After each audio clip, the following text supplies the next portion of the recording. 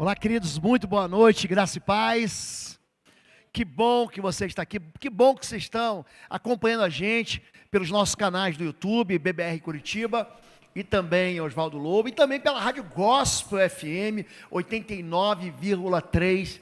Deus abençoe a sua vida, porque nós, de Bom Retiro, existimos para abençoar a sua vida.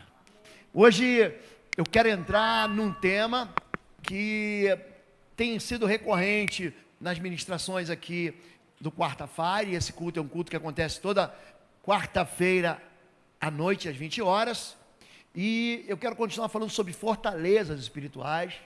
Na semana retrasada, na outra semana nós falamos sobre como identificar, como investigar a fortaleza espiritual. Tratamos e ensinamos que a fortaleza existe na mente. Então, 2 Coríntios capítulo 10, do verso 3 ao verso 5, diz que vivendo na carne, nós somos seres humanos de carne e osso, sangue, carne, osso e sangue, pronto. Nós experimentamos uma guerra espiritual, mas as armas na nossa guerra não são carnais. A nossa carne, aquilo que a gente tem como ser humano, não funciona na guerra espiritual. As nossas armas têm que ser espirituais. O apóstolo Paulo fala isso em Efésios capítulo 6, verso 12, olha, toma o capacete da salvação, as botas da prontidão do evangelho da paz, o escudo da fé, a espada do espírito, o cinturão da verdade, o peitoral da justiça. Então existem armas espirituais para que a gente possa atingir em cheio o mundo espiritual. E a fortaleza é a maneira como nós aprendemos mentiras e classificamos ela como uma verdade. Isso é uma fortaleza. A fortaleza, ela é uma falsa profecia contra você. É alguém que disse para você um dia que você jamais poderia vencer, jamais poderia ser feliz, jamais poderia se casar, jamais poderia alcançar um sucesso. Eu não prego o evangelho de prosperidade. Esquece isso. Eu prego o evangelho de Jesus Cristo e este crucificado, como o apóstolo Paulo fala aos Romanos. O evangelho da cruz, o evangelho onde a gente nega a si mesmo, toma a cruz e segue a Cristo. Mas existe resposta de bênção na vida da pessoa obediente. Isso está claro. A obediência faz com que haja em favor de nós uma perseguição de benefícios e favores do reino dos céus. Isso é claro. A obediente, o salmista no Salmo 23 diz, olha, a bênção e a misericórdia vão te seguir para sempre. Então há uma perseguição de benefícios. E quando nós vamos investigar fortalezas, nós aprendemos aqui sobre mecanismos, na semana retrasada, de resistência espiritual. E pegamos então aquela visão da entrada de Davi em Jerusalém, a fortaleza dos jebuseus, era assim que Jerusalém chamava, para mostrar como o inimigo se mostra de uma maneira falsa, resistente àquilo que nós vamos tomar para Deus, aquilo que nós vamos alcançar para Deus.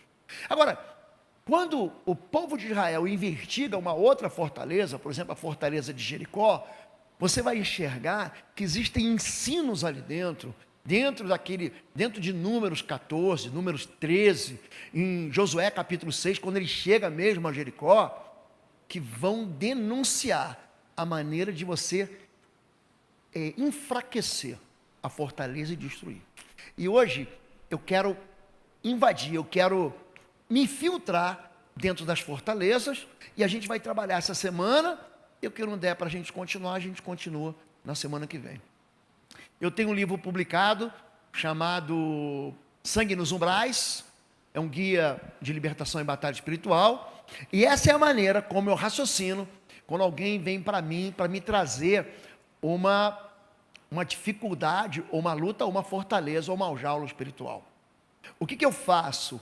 Eu estabeleço uma linha do tempo, e nessa linha do tempo, eu vou construindo, ou tentando entender, a razão pela qual aquela vida está sendo explorada espiritualmente, por uma entidade demoníaca, ou a maneira como aquela vida não alcança, na história dela, aquilo que está proposto para o pastor. Por que a bênção não vem? Existe uma razão, só que muitas vezes essa razão está oculta ao coração dela, porque ela vive numa bolha. Hoje tem gente que vive em bolha, E aí a Bíblia diz, é pecado? Ele fala, não é. Então a Bíblia nunca vai se ajustar ao que você pensa. Na verdade, você tem que se ajustar àquilo que a Bíblia diz. Enquanto você vive num universo, seja familiar, uma cultura, que vai mostrando para você que não é bem assim como a Bíblia diz, você pode estar dentro de um contexto que você está errando feio, e a ausência de obediência é que está fazendo com que aquela bênção seja impedida de chegar na sua vida. Então eu chamo isso, umas pessoas chamam de mapeamento espiritual, outras chamam de sondagem espiritual. Vai uma ficha de anamnese, você vai no médico, o médico pergunta o que você está sentindo. Então essa é a razão pela qual nós fazemos mapeamento espiritual. Tem gente que não sente nada. Fala, pastor, só faz mapeamento em mim? Eu falei, Jesus diz, o são não precisa do médico, é o doente. Então qual é a doença na sua vida? Às vezes as doenças acontecem que nós mesmos provocamos elas. O sujeito fuma que nem um miserável. Vai ter o quê? Um efizema pulmonar. Está aí a razão. O sujeito não para de beber, ele é um alcoólatra. O que vai acontecer com o fígado dele, gente? Vamos falar a verdade? Vai começar a aparecer nódulo de gordura no fígado dele. Daqui a pouco ele vai ter um problema no fígado dele. Então tem muitas coisas que nós sofremos, seja na nossa vida pessoal, familiar, afetiva, financeira, que nós mesmos plantamos. Então não precisa nem ser uma exploração maligna. Pode ser uma desobediência sistemática. Pode ser uma rebelião crônica na vida da pessoa. Quero mostrar para vocês aqui, a partir de hoje, como essas fortalezas, elas se levantam e como que a liberdade vem pela verdade. Conhecereis a verdade, é a verdade que vai tirar a gente de dentro da fortaleza. É a verdade que vai tirar a gente de dentro do calabouço. Chama-se investigação, sondagem. Quando eu trato a respeito disso, eu vou buscar um sintoma real de maldição. O que é a maldição, gente? É uma repetição de tragédias, de dramas, de fracassos, de perdas na vida de uma pessoa. Ou na história familiar daquela pessoa. Ou na cultura de um determinado bairro, de uma determinada cidade. Eu já vou aqui dizer para vocês que eu não vou tratar sobre espíritos territoriais. Isso eu vou deixar para um outro dia. Mas eu vou tratar da questão dentro do coração, ou seja, da mente da pessoa, que provoca uma resposta de desobediência e traz para a gente desgraça. O sintoma é sempre o efeito colateral. O problema na vida da pessoa não é o demônio, não é o espírito mau, não é o espírito ruim. O problema é o pecado. Então, muita gente, vocês devem ter brincado quando vocês eram crianças, estava no caderno de algumas pessoas, um negócio chamado batalha naval. Aí você falava assim, A13. Aí quem estava do outro lado falava assim, água. Você queria pegar o cruzador, o porta-aviões, o submarino. Quem lembra dessa brincadeira? Lembra disso? Você ficava gazeando, né? Como diz aqui em Curitiba, matando a aula. Deus diz, não matarás. Você ficava matando a aula e fazendo batalha naval. Ou no recreio, enfim. E aí você queria colocar a culpa em alguém, mas esse alguém não tinha verdadeira culpa. Então não trate o efeito colateral ou o sintoma como problema. O problema não é a febre. A febre é um delator. A febre está acusando, tem uma infecção. A febre só está dizendo assim, vai buscar um médico especialista. É isso que a febre está dizendo. A febre vem porque há uma infecção dentro daquele corpo. Então, quando nós trabalhamos em sondagem ou mapeamento espiritual, o que eu tenho que enxergar? A razão pela qual aquela febre está acusando. Qual é a infecção? Abre a boca aí. Deixa eu botar o abaixador na língua. Estou vendo um ponto de pus na garganta. Vamos tomar então um antibiótico. O médico ele vai tocar, vai ver se tem gânglio que está inchado, vai dizer aqui tem um problema, tem uma infecção, porque tem uma inflamação. Então ele vai dar um anti-inflamatório, ele vai dar um antibiótico, ele vai entregar para a gente o quê? A razão. Tem muita gente que pensa, eu levantei a mão, eu aceitei Jesus e está tudo resolvido. Mentira, mentira. Eu não estou falando de salvação, a salvação está. Eu estou falando de vidas no altar. Então tem gente que levanta a mão, que aceita Jesus e continua com a vida emporcalhada. E continua vivendo na desobediência, e continua vivendo na rebelião, e continua vivendo no orgulho, e continua vivendo na imoralidade, e continua vivendo em corrupção, e continua vivendo em mentira. A gente experimenta isso na igreja ou não experimenta? Claro que experimenta. Então são pessoas salvas, mas são pessoas que não estão livres. Tem gente que pega 2 Coríntios, capítulo 5, verso 17, quem está em Cristo, nova criatura é, as coisas velhas ficaram para trás, eis que tudo se fez novo. É verdade? Verdade. Só que ele não está falando aí que você levantou a mão e tudo se fez novo. Não é isso. Não é isso. Ele está falando assim, tem grego e judeu dentro dessa igreja aqui. E aqui não importa se você é grego ou judeu. Importa você ser nova criatura. Ele está falando de quê? De uma herança que eles trazem, de um lado gentio ou de um lado judeu. Agora, o que adianta você levantar a mão e continuar com a sua vida toda torta? Então, tem muita gente que ainda experimenta derrotas ou fracassos na sua vida, porque não foi discipulada. Diga discipulado.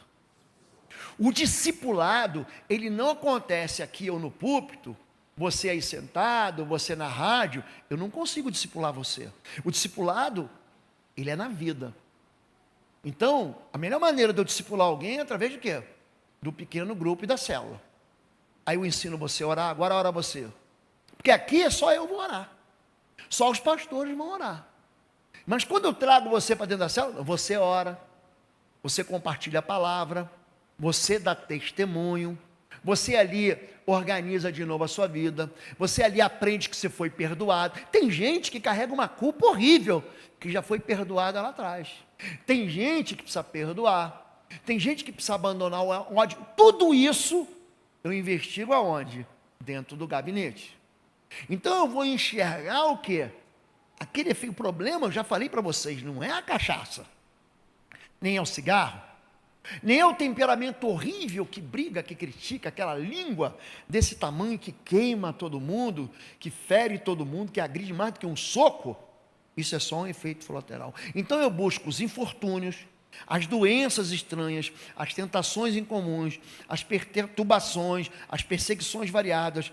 Elas podem ser de fundo espiritual, de caráter hereditário, podem caracterizar o que a gente chama de sintoma de maldição. Lembre-se disso, Provérbios 26, 2. A maldição precisa de uma causa, diga causa. A maldição não vem perdida e de repente ela encontra um ninho, uma casa para entrar. Isso não é verdade. A maldição ela é provocada, diga provocada, por alguma desobediência que você aprendeu como não sendo desobediência, ou por uma desobediência que você sabe que é errado e continua fazendo errado. O papel do libertador não é libertação, batalha espiritual e cura da alma, são 3 áreas diferentes, 3 áreas, e tem muita gente que confunde as 3 áreas. Então quando a gente trata de maldição, a maldição ela é uma resposta espiritual à desobediência. Você pode ler Deuteronômio capítulo 28, verso 15. Se vocês atentamente não derem atenção e desobedecerem essa palavra, essas maldições os perseguirão, os alcançarão. Então não adianta você falar, sai em nome de Jesus, se você não obedecer.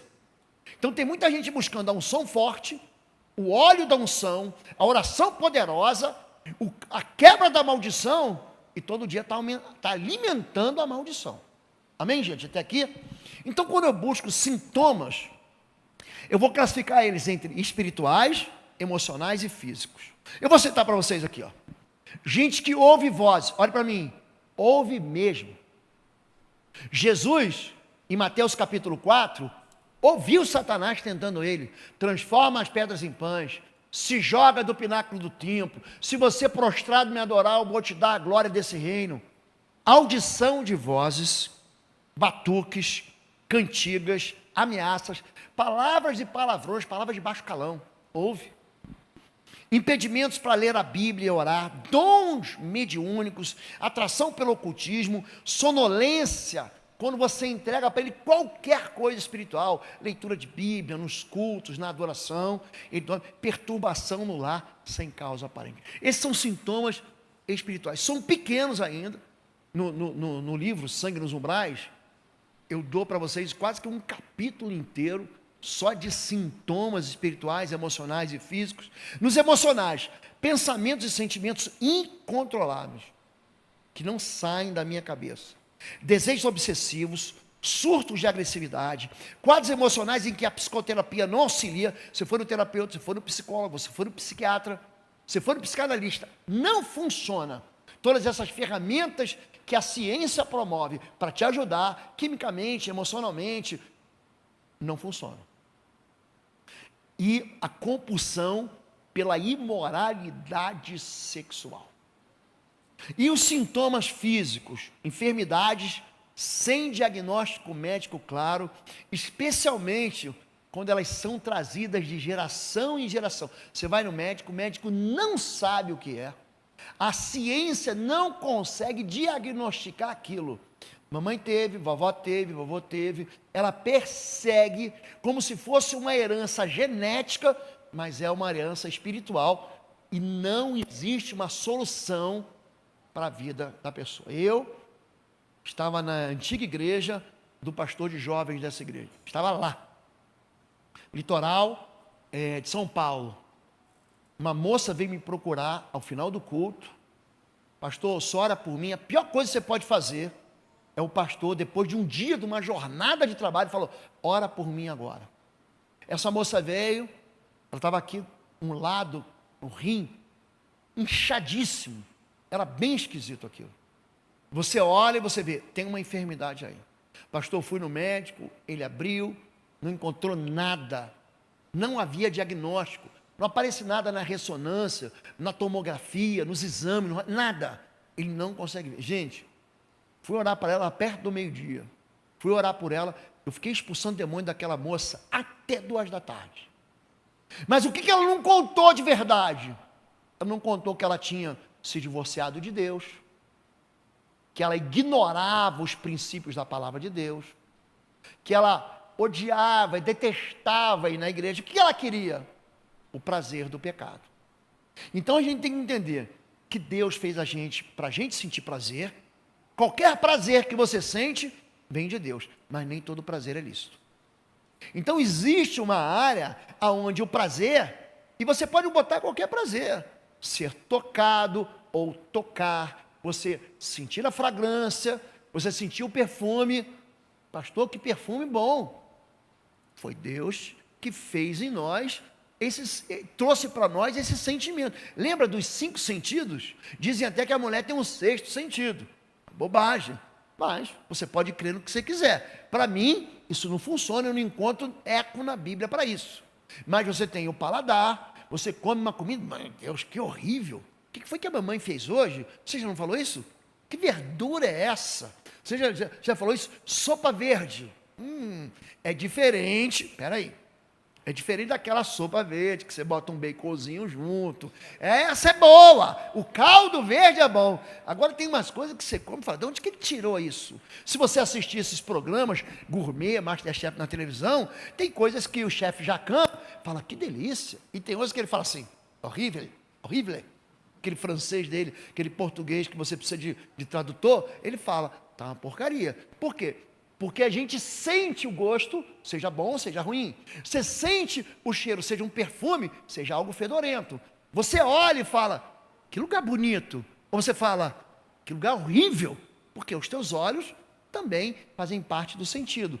Aqui, as enfermidades, os sentimentos, eles vêm à flor da pele sempre com uma notícia ruim. Não tem nada bom ou na área dela. Então, quando eu vou fazer a sondagem espiritual, eu estou buscando um diagnóstico correto. Qual foi o problema, já voltando à ministração da semana retrasada, da fortaleza de Jericó? Qual foi o problema dos 12 espias? Eles não vão espiar a terra. Moisés falou o seguinte: chama 12, 12 líderes, 12 príncipes, um de cada tribo, e manda espiar a terra. Olha, eles voltam dizendo assim, os amalequitas, os hititas, eles moram nas montanhas. Os filisteus junto ao mar. Os jebuseus em fortalezas. Tem os anaquins, que eram gigantes, e eles trazem o relatório, mas vem dizendo, nós não vamos conseguir derrubar a fortaleza. Nós não vamos conseguir destruir a fortaleza. A exceção de Josué e Caleb, que diga, não, ausentou-se deles a sua força. Confie no Senhor, não tenham medo. O relatório que eles trouxeram era um relatório verdadeiro, mas um relatório incompleto. Por causa desse relatório, dessa sondagem, desse mapeamento mal feito, eles ainda demoram 40 anos para sair do deserto. E aí, Josué é muito esperto. O que ele faz? Não quero que vocês vão espiar a terra. Vai na capital de Canaã da Palestina. Vai em Jericó, só em Jericó. Rodeie ela, entre na fortaleza. E ali diz que 2 espias entraram na casa de uma prostituta chamada Raabe. E diz assim, essa é a chave. E passaram a noite ali. A chave está aí. A chave está em descobrir a escuridão da alma da pessoa. Todos nós escondemos as feiuras por medo e por vergonha. Isso ninguém vai saber. E é justamente isso que ninguém sabe, que o diabo deita e rola. É justamente da escuridão. Ele não é o príncipe das trevas, gente, sim ou não? Ele não está acorrentado em trevas. Não é isso que 2 Pedro diz, que Judas capítulo 1, verso 6 diz?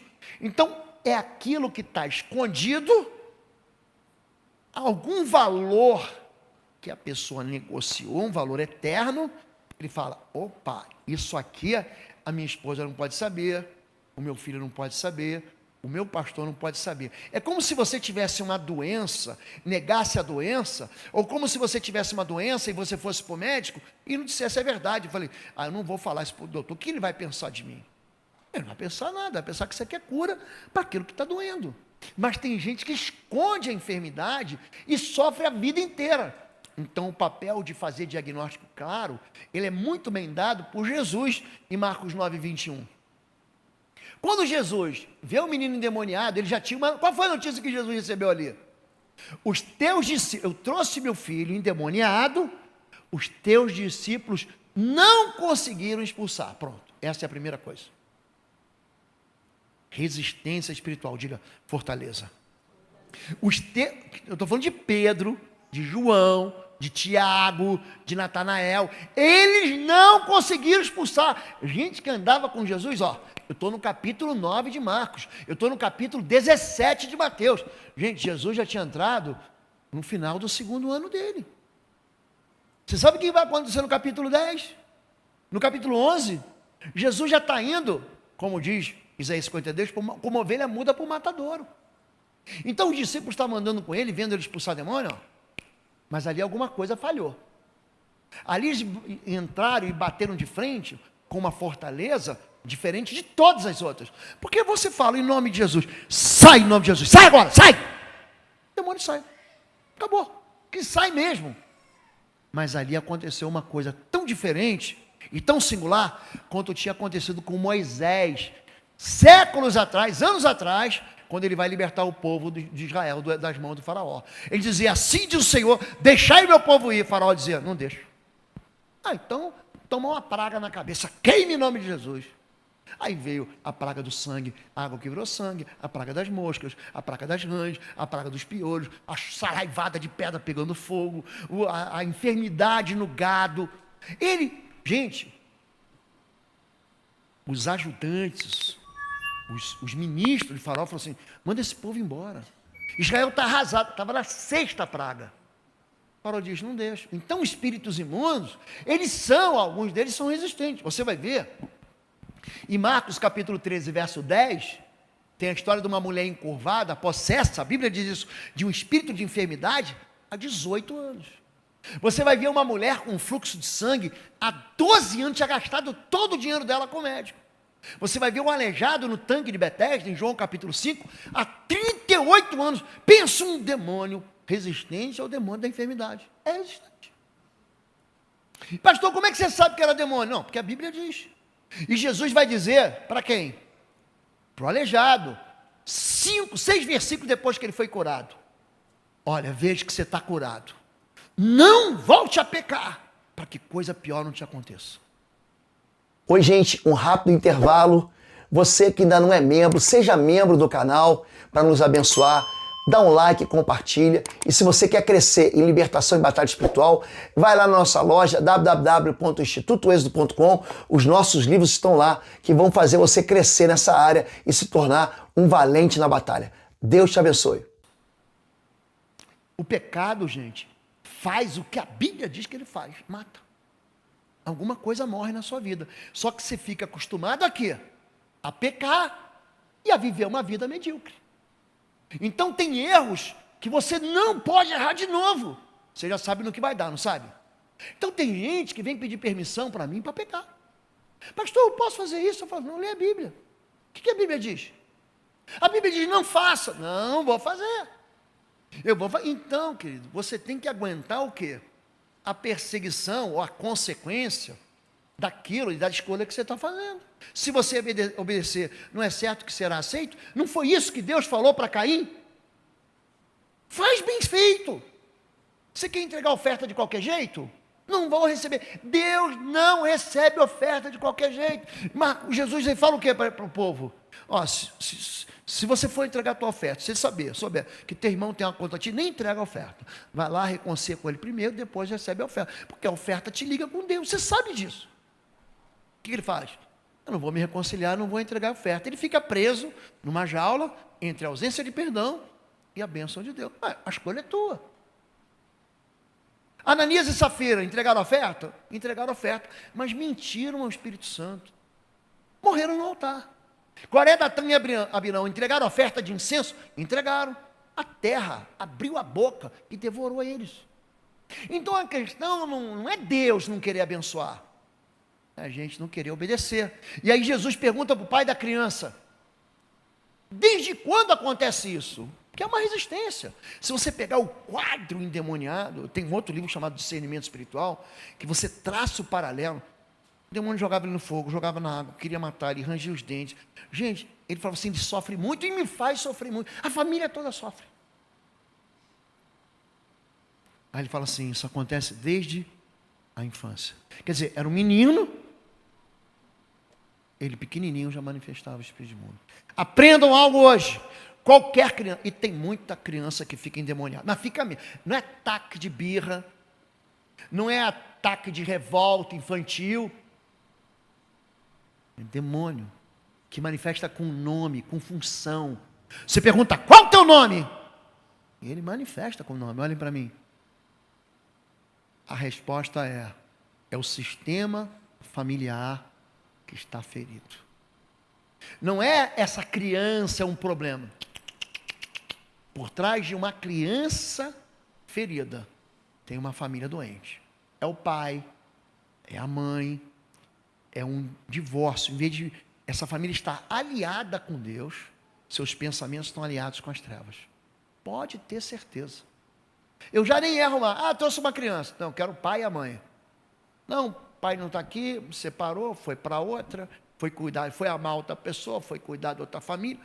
Pode ter certeza disso. Tem uma iniquidade familiar, tem um vício familiar, tem um abuso emocional, tem um abuso físico, tem um abuso sexual, tem um abuso. Dentro daquela casa existe um cardápio para Satanás se deliciar nos pecados. Aí a criança tem a resposta, está na criança. Mas aí o pai, ele faz uma confissão. Isso acontece, desde pequenininho. Tem outras crianças endemoniadas da Bíblia, Lucas capítulo 7, a filha da mulher cirofenícia, que vem atrás de Jesus, cura minha filha, ela está endemoniada. Jesus não responde palavra, o discípulo manda ele embora. Ela fala assim, não é lícito dar o pão de filhos aos cães. Aí ela fala assim, peraí, eu não estou querendo tomar nada de ninguém. Eu estou querendo aquilo que eles estão desprezando. Alguém come migalha? Gente, combinar aqui. Você está comendo pão lá, você come o pão francês, o pão doce.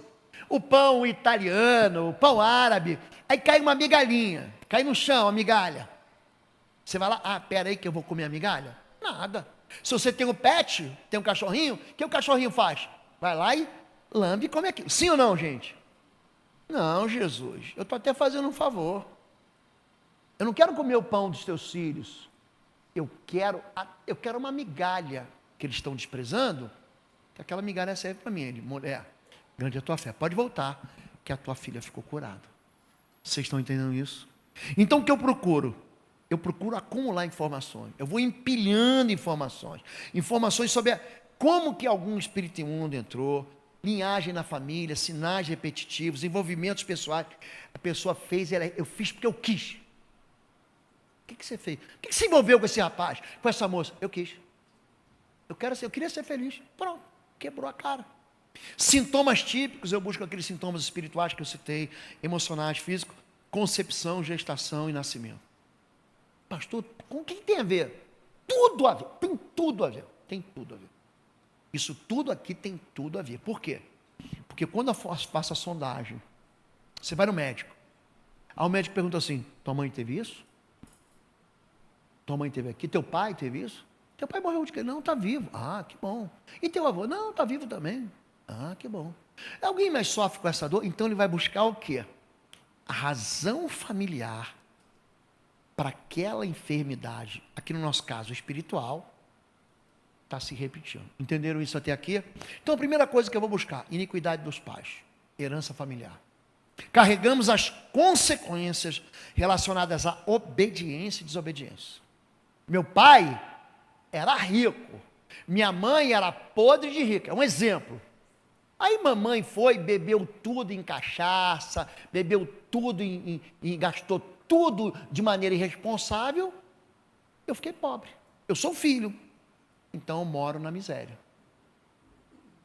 Quando os pais, é isso que Lamentações 5,7 diz, os nossos pais pecaram, já não existem mais, já morreram, e nós carregamos as suas maldades. Então nós, como filhos de lares disfuncionais, carregamos, diga, consequência. Você não carrega culpa. É isso que Ezequiel capítulo 18 diz. Quer dizer que os filhos, os pais como uvas verdes e o dente do filho que estraga? Não.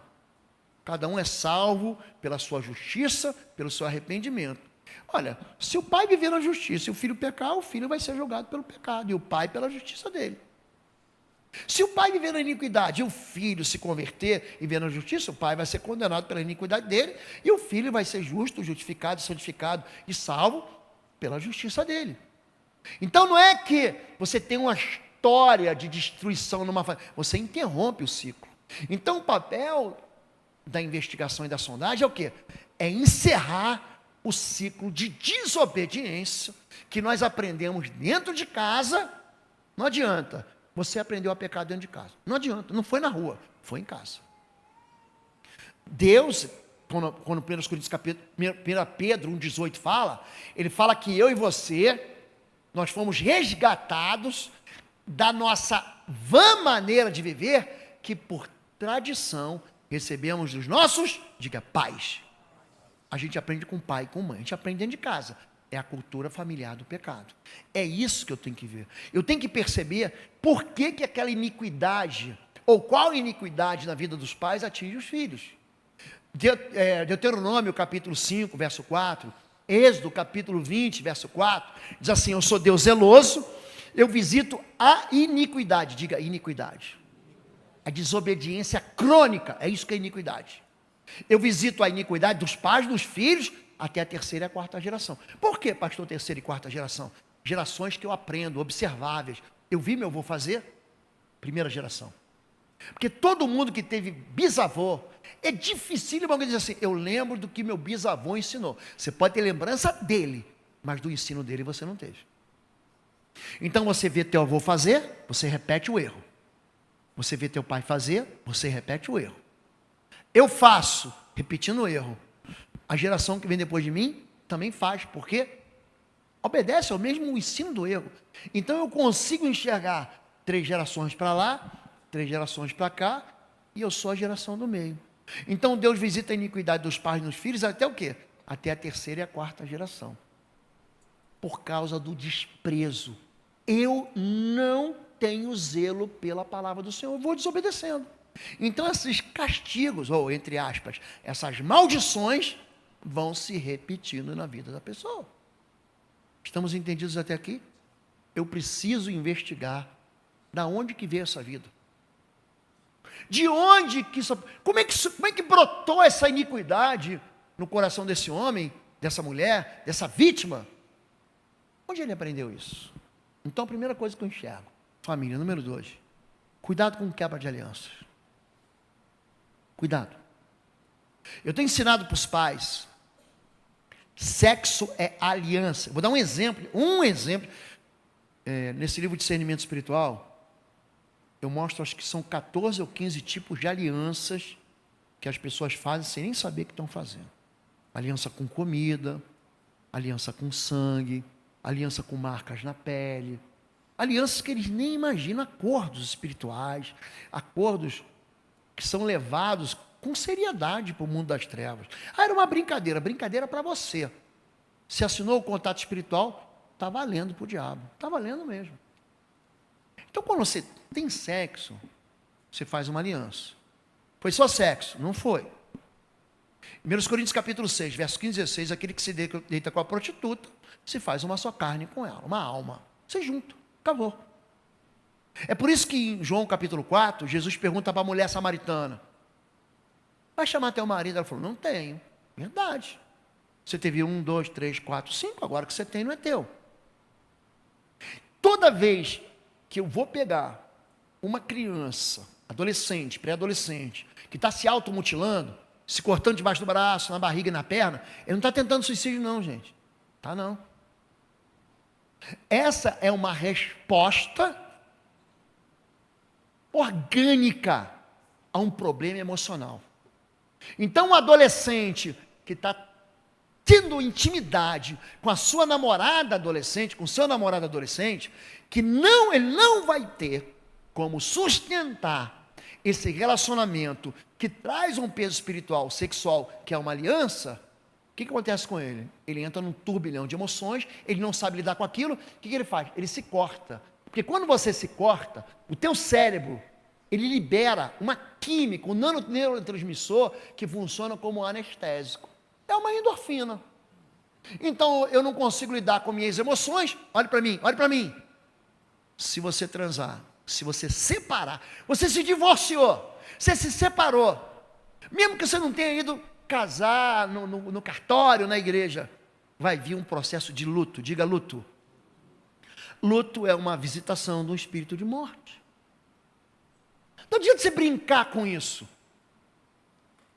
Quanto maior o número de parceiros sexuais uma pessoa tem, mais solitária ela vai ser, mas sem errar. Porque Deus, ele cria o sexo para quê? Para resolver o problema da solidão. Não é bom que o homem esteja só. Falei uma ajudadora idônea. O que o diabo faz? Carrega a sociedade de provocações e tentações. Não, você precisa ser feliz, vai ter prazer. Só que quando a pessoa é jovem, ela não percebe o que ela está construindo para quando ela chegar com 30, com 35, com 40, com 50 anos e por aí vai. Isso chama-se aliança de almas. Esse texto aparece uma vez na Bíblia, fora desse contexto, 1 Samuel, capítulo 14. Primeira vez que aparece. E só ali aparece. No resto, o que eu estou investigando aqui? A razão da quebra dessa aliança. O menino, a menina de 15, 16, 17 anos, quando a gente era os mais velhos, meu pai, meu avô, quando alguém passava por um processo de divórcio, falava assim, ele está triste, ele está na fossa, diga, na fossa. O que é a fossa? É um buraco, onde as emoções são mergulhadas na tristeza. É igualzinho um luto, igualzinho. Terminei o namoro, e ali estava tendo intimidade sexual, é luto, a pessoa é visitada por um espírito de morte, de derrota, de fracasso e de desgraça. Vocês estão entendendo a seriedade da quebra de aliança? Ah, briguei com o irmão da igreja, eu não vou mais para a igreja. O nome disso é apostasia. Apostasia é quando você está incandescente junto com a fogueira de Deus, você afasta e vira cinza. A apostasia é um desacordo que você faz num compromisso que você tinha com Deus. É uma quebra de aliança. Aí os filhos gerados fora do casamento, gente, me mostra na Bíblia um filho, eu desafio você, que nasceu fora da aliança do casamento e que prosperou. Um filho. Não tem. Não tem, gente. Vamos combinar aqui? Vamos pegar o primeiro, Abraão. Ele tem um filho dele, Isaac, não tem? O filho da promessa? O outro que é o filho com a escrava. Se deu bem ou se deu mal, gente? Ismael vai viver no deserto a vida inteira. O deserto é lugar que nada prospera. Nada, nada. Não cresce nada no deserto. Filho de Davi com Batseba, lembra dele? Morreu. Pô, pastor, a minha vida não vai para frente, tudo morre. Pega o filho de Gileade, com a prostituta, Juízes. O nome dele é Jefté. Gente, é um homem que vence e perde. Já viu assim você acertar o alvo e tirar zero? Já viu assim você fazer a prova e resolver tudo e tirar? Você viu assim, tudo, mas a nota é zero. É isso. Filhos fora do carro. E hoje é uma enormidade. Pastor, o que você está me fazendo sentir culpado? Não. Eu estou te levando para um lugar de arrependimento. Rompe com isso. Rompe com essa iniquidade. Diz eu não. Não. Meu pai fazia, eu não faço. Minha mãe fazia, eu não vou fazer. Agora eu vou andar no... Gente, você está vivendo em fornicação? Você está pensando que Deus vai abençoar isso? Vou dar uma palavra para você aqui. Arrependa-se. Não tem bênção. Ai, pastor, mas ele é tão fofinho, ela é tão fofinha. Você está vivendo um relacionamento em que você está se intrometendo, está sendo uma terceira via. A gente fala sobre triângulo amoroso. Você está pensando que Deus vai abençoar isso? Por mais que as sensações de emoções, de paixões, sejam boas, querido, vai dar ruim. Diga, dá ruim. Vai dar ruim. Vai ter sofrimento nessa história. Vai ter dor nessa história. Ah, pastor, eu estou aqui fraudando. Ninguém está sabendo. Gente, o mundo espiritual vê. Deus vê. Jonas é um profeta famoso da Bíblia. Alguns acham que ele foi engolido por uma baleia. Não é isso? Não foi. A Bíblia diz que era um grande peixe.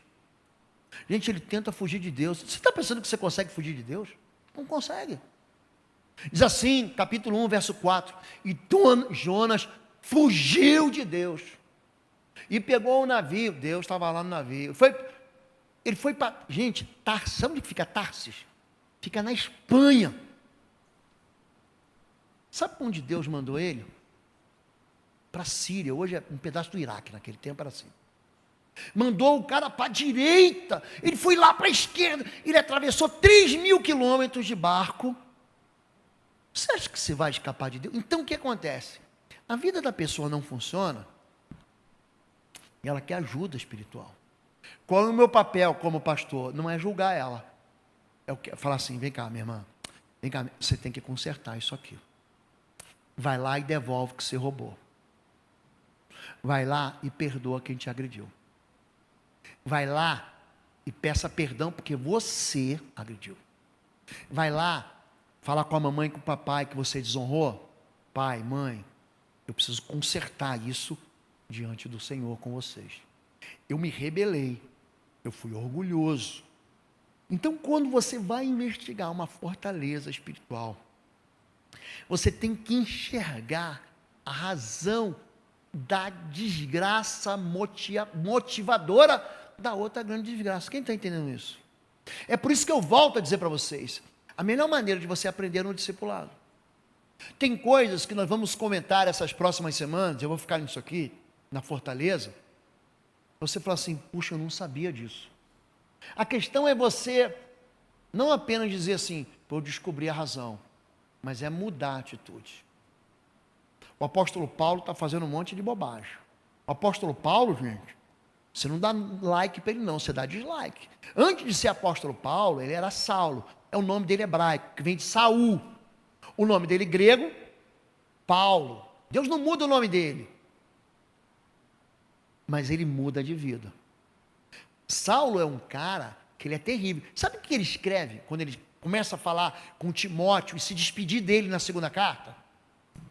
Eu antes fui blasfemo, perseguidor, injuriador, mas fiz isso no tempo da ignorância. E Deus não leva em conta o tempo da ignorância.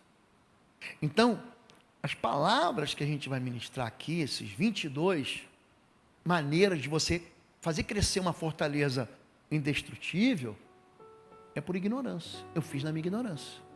Põe agora. Ele vai falar assim, mas agora eu sou o que sou, apóstolo de Cristo.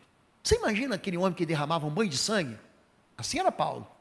Agora virar um apóstolo, ele escreveu metade do Novo Testamento que a gente usa hoje como cartas doutrinárias para a igreja. Você não consegue hoje criar doutrina sem o que Deus entregou para o apóstolo Paulo. Então ele corrige, ele vai falar assim, toda palavra, ela vai produzir na nossa mente correção. Querido, eu vou dizer para você, não importa se você tropeçou aqui, se você nasceu num lar horrível, se você aprendeu de maneira horrível, se você consertar a sua vida, eu consertei minha vida. Eu falei, chega. Ou eu vou obedecer a economia, a ciência, o conselheiro amigo, ou eu vou obedecer a palavra de Deus. Gente, tudo que eu obedeço eu prospero. Tudo. Tudo. E tudo aquilo que eu não entendo, que eu obedeço, eu também prospero. Em Mateus capítulo 21, a partir do verso 28 até o verso 31, conta a história de 2 filhos.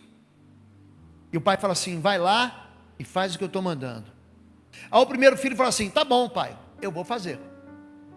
Aí ele chega para o segundo filho e fala assim, vai lá e faz o que eu estou mandando. O segundo filho fala assim, não vou fazer.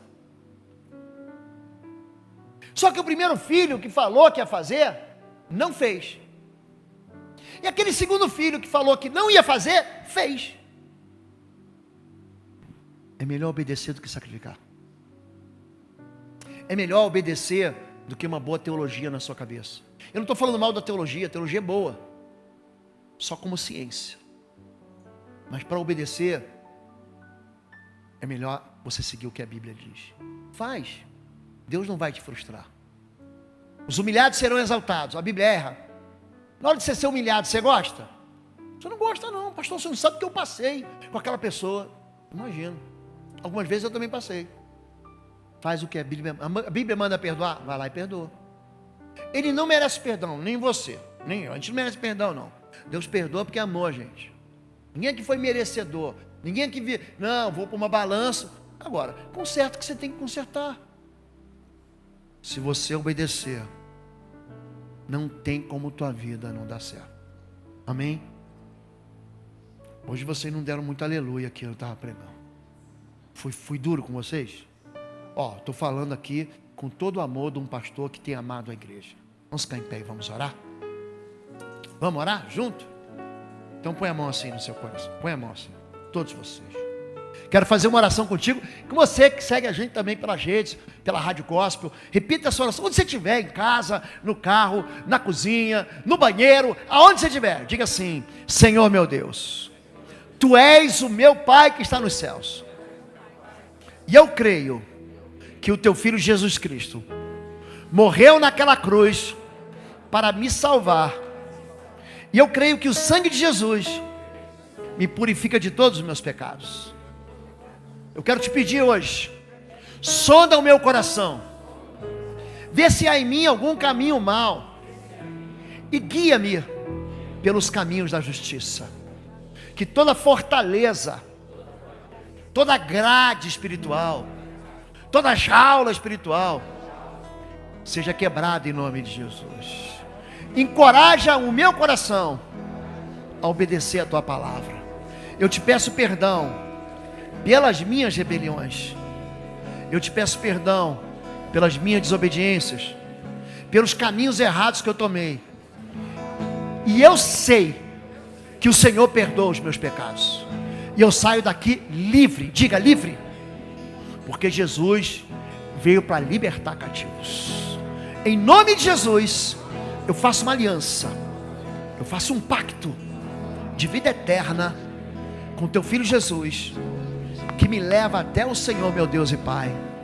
Eu oro assim, em nome de Jesus. Diz amém. Deus abençoe sua vida. Deus abençoe sua vida. Semana que vem estaremos juntos. Você que não é membro da igreja, aqui vai aparecer um QR Code.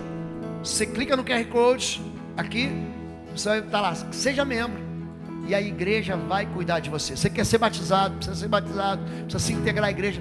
É isso aí. Você quer participar da célula? Abre o aplicativo IBBR Curitiba, clique em célula e lá vai ter a célula mais perto. A mais perto aqui da igreja, às vezes não é mais perto da sua casa. Então espera chegar em casa, quero participar. É só clicar aí, eu quero participar. Você vai ver a célula mais perto da sua casa. Amém? Levanta a sua mão. Deus te abençoe, querido. Senhor Deus, que o teu amor, que é enorme e grande, o amor de Deus, o nosso Pai, a graça do nosso Senhor e Salvador Jesus Cristo e as consolações do Espírito Santo de Deus sejam sobre sua vida agora e sempre. Amém. Amém, queridos? Deus abençoe. Até domingo e até semana que vem. Fica com Deus. Boa semana. Fica na paz.